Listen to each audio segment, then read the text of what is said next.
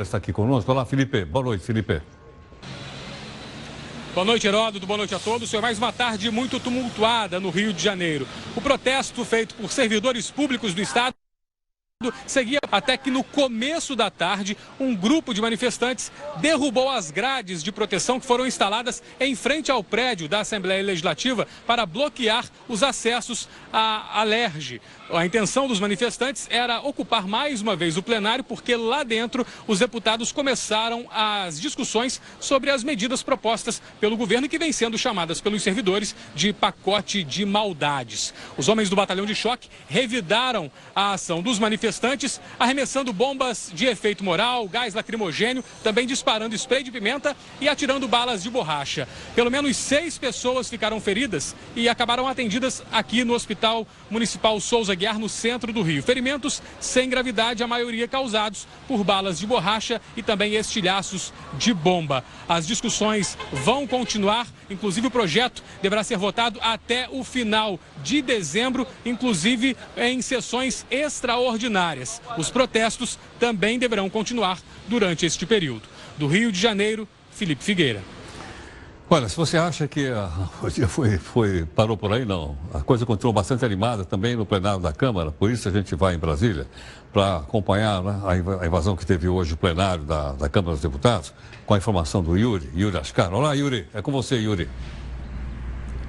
Heródoto, a situação só voltou ao normal aqui no Congresso perto das 7 da noite. Policiais legislativos ainda isolam um pequeno grupo de manifestantes aqui na saída da chapelaria. No meio da tarde, cerca de 50 pessoas que pedem uma intervenção militar no país invadiram o plenário da Câmara dos Deputados. Teve tumulto e briga com a segurança da casa, que até retirou a imprensa do local. Alguns deputados permaneceram no plenário, tentando negociar uma saída pacífica dos manifestantes.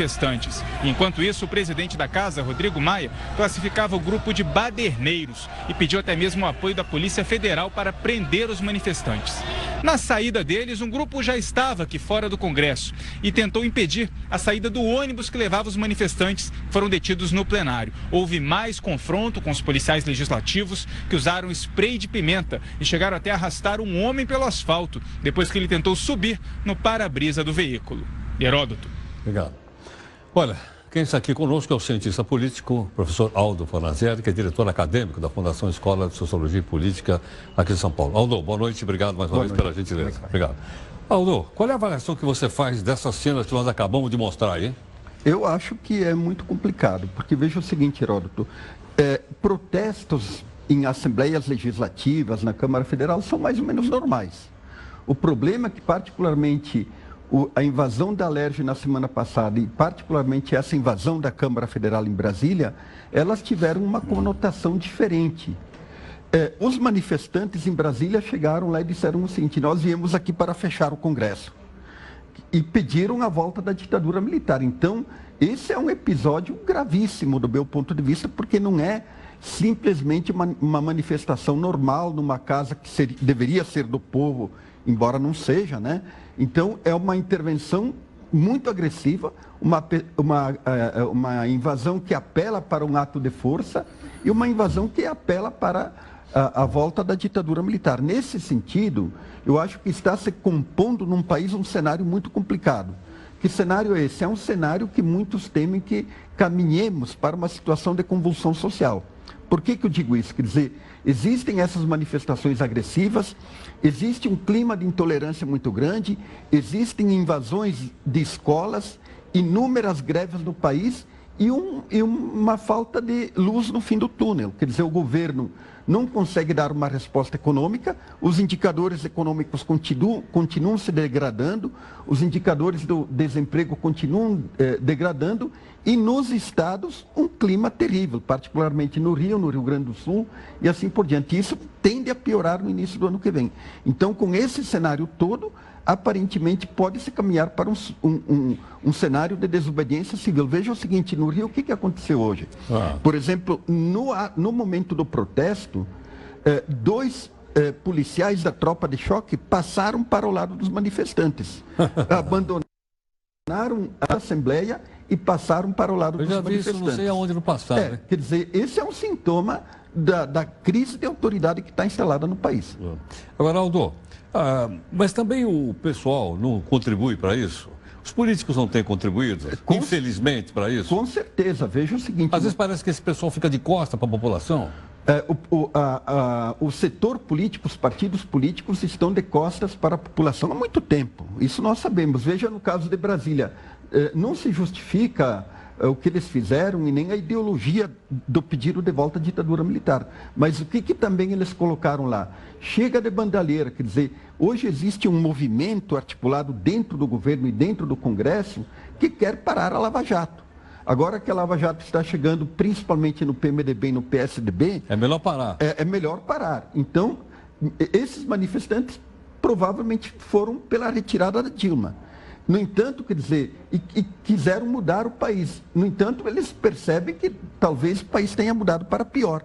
Então, evidentemente que essas manobras para votar anistia do Caixa 2, essas manobras para tentar parar a Lava Jato, do meu ponto de vista, elas provocam uma ira da sociedade que foi às ruas e lutou pela moralização do país, porque eles se sentem enganados por esse governo que está aí. Será que esse pessoal que está lá não recebeu nenhum recado até agora? Eu digo um recado democrático, um recado cidadão. Dizer, meu amigo, agora nós estamos olhando mais de perto, nós temos rede social para conversar com muito mais gente do que a gente tinha no passado. É difícil dizer que os políticos seguiam por esse recado, porque o que existe hoje no Brasil? Os partidos estão completamente deslocados da sociedade. Nós falamos aqui num outro programa que os partidos políticos têm apenas 7% de credibilidade junto à opinião pública. Então, para eles, tanto faz como tanto fez. E nesse sentido, principalmente nesse movimento da Lava Jato, o que eles querem salvar? Querem salvar o pescoço. E eles pensam o seguinte, quer dizer, amanhã vamos novamente buscar no mercado do voto, vamos buscar o voto no mercado eleitoral, e o povo não se lembra de quem estava lá e assim por diante. De fato, o povo brasileiro, ele não tem uma memória política muito saudável. Mas o jogo dos políticos é o jogo do interesse próprio, é o jogo do interesse do partido e a população que se lixa. Quando você utilizou uma expressão, aliás, é a segunda vez que eu ouço hoje, de convulsão social, né? Eu acho que nada seria pior para o país do que ocorresse uma convulsão social. Exatamente. A gente espera que haja uma discussão democrática, aberta, né?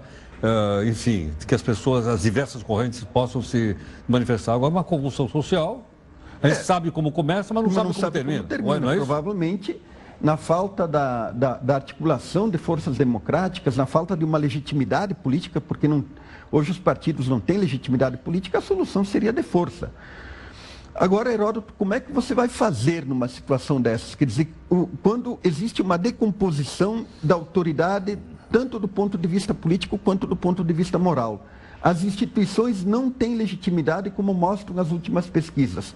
Qual é a saída? Me parece que a saída que está aí representada por esse governo, ela não serve. E nesse sentido, quer dizer, voltou-se a especular nos últimos dias a ideia de tirar o Temer do governo no início do ano que vem e fazer uma eleição de um presidente via o Congresso. Como está na Constituição. Como está na Constituição. Quer dizer, até tem nomes que estão sendo especulados. Tem o nome do Fernando Henrique Cardoso, que eu não acredito, porque eu penso que ele não se meteria num processo complicado como esse, tendo em vista que ele já tem também uma idade avançada. E fala-se do nome do Nelson Jobim, que foi ministro de vários governos, inclusive foi ministro da Justiça, e me parece que ele seria um nome que tem um trânsito político mais amplo. Agora, tem que se esperar para ver o que vai acontecer. Como é que o Temer seria tirado?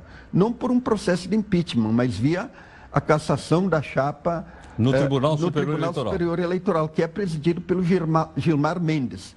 Sintomaticamente, hoje o Mendes falou o seguinte: não dá para separar a prestação de contas da Dilma em relação à prestação de contas... Como o Temer imaginasse que podia fazer. E também se chegou a especular até pelo próprio Mendes algum tempo atrás. Então, para mim, isso é um sintoma de que o país não suporta esse governo que está aí e provavelmente o sistema vai tentar buscar uma saída. Ok. Aldo, vamos continuar a nossa conversa aqui um pouquinho no nosso portal aqui. Bom, tá aí então a participação do professor Aldo conosco para você pensar um pouco a respeito, né? do que ele falou agora. Obviamente há outras interpretações, a gente tem trazido aqui várias pessoas para falar a respeito, para você informando opinião a respeito disso, tá certo? A sessão de hoje, veja só, o que o Aldo acabou de falar agora, a sessão de hoje, em que os senadores deveriam estar em Brasília para discutir medida como fim do foro privilegiado, eu acho que de cada 9 brasileiros, 10 acham que deve acabar com o foro privilegiado. Sabe o que aconteceu? Eles não apareceram lá. A sessão foi cancelada. Motivo, atenção para o motivo.